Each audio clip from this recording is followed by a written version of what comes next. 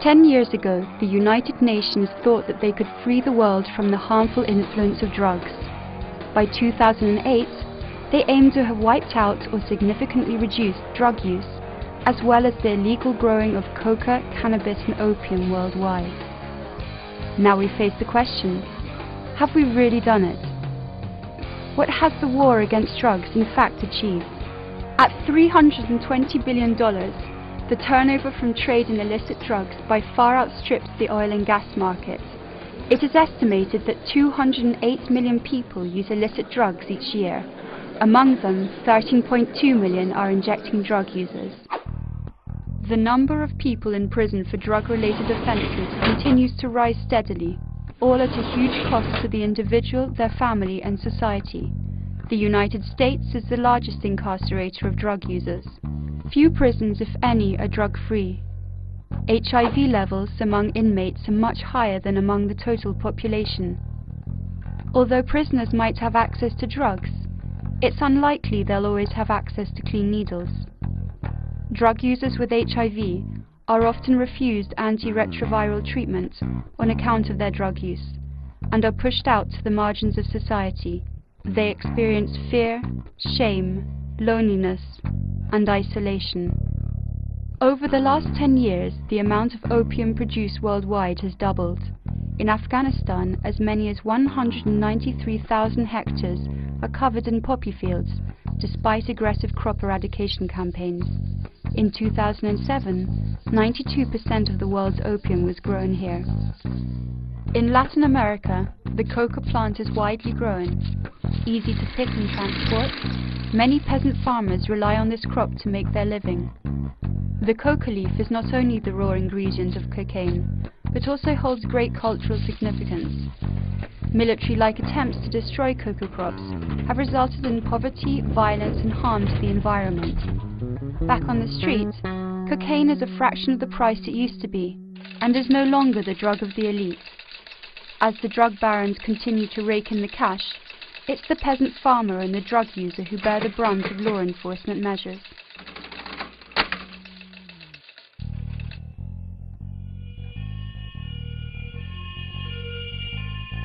In several countries of the former Soviet Union, police officers are reported to place illegal drugs on known drug users.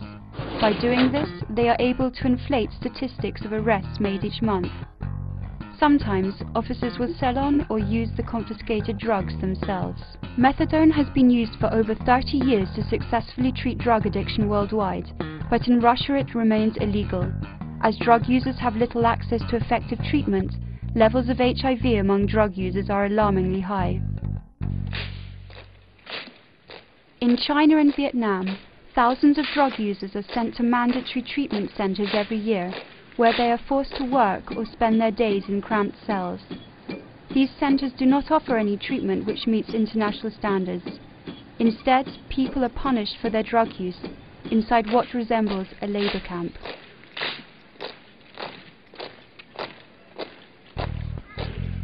In the United States, the proportion of African Americans in prison on drugs-related charges is much higher than for white Americans. While drug use among the two groups is comparable, a black male is 12 times more likely to be imprisoned on a drugs-related charge. Again in the United States, criminalizing drug use during pregnancy discourages women from seeking prenatal care and drug treatment. Pregnant women who test positive for illegal drugs give birth handcuffed to their beds. Afterwards, mothers are separated from their newly born babies and sent to prison. To fight the problem of drug addiction from an early age, sniffer dogs are sent around classrooms to detect any illegal substances. School children are required to give urine samples to prove that they are not using illegal drugs. Compulsory drug testing in schools creates a culture of suspicion and fear and infringes a child's right to privacy. A few years ago, the Prime Minister of Thailand launched a war on drugs, declaring that there was nothing under the sun the Thai police couldn't do to make Thailand drug-free. Many of those executed in 2003 were not drug dealers, but past and present drug users or people with no drug-related history. So the war against drugs is often a war against drug users. To avoid countless human rights violations, all drug treatment and public health interventions must be evidence-based.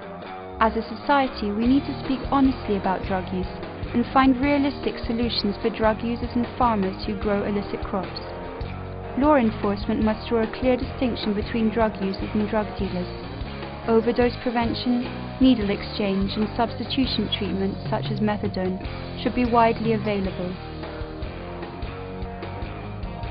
Only by fully respecting human rights can we find an answer to drug use worldwide.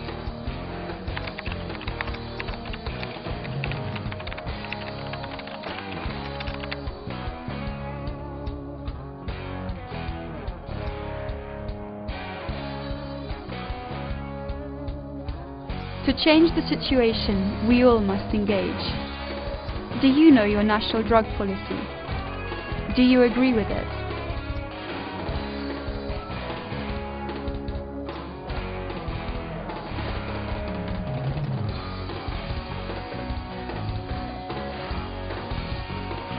You can find more information about international drug policy on the sites of these organizations.